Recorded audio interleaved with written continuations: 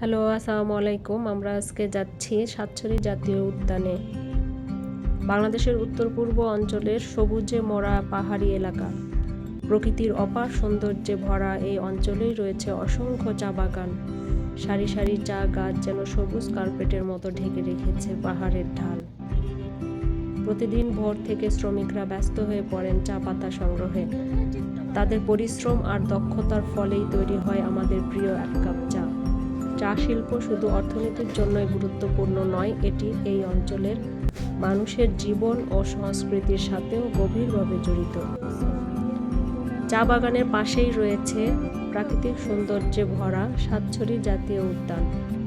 প্রায় 243 হেক্টর জুড়ে বিস্তৃত এই বনভূমি জীববৈচিত্র্যের এক অনন্য ভাণ্ডার। এখানে দেখা যায় নানা প্রজাতির গাছ, পাখি এবং বন্যপ্রাণী।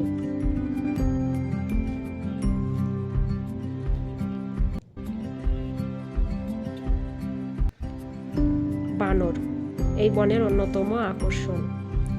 ঘন সবুজ বন, পাখির ডাক আর নিরিবিলি হাঁটার পথ পর্যটকদের দেয় এক অনন্য অভিজ্ঞতা।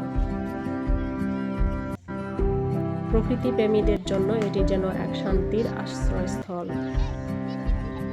চা বাগানের সবুজ সৌন্দর্য আর সাতছড়ি জাতীয় উদ্যানের জীববৈচিত্র্য মিলিয়ে এই অঞ্চল হয়ে উঠেছে প্রকৃতির এক অনন্য সম্পদ।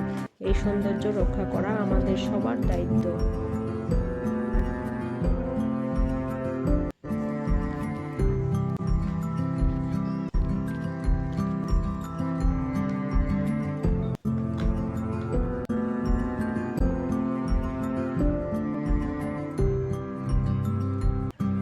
সবাই ভালো থাকবেন, সুস্থ থাকবেন। দেখা হবে অন্য কোনো ভিডিওতে।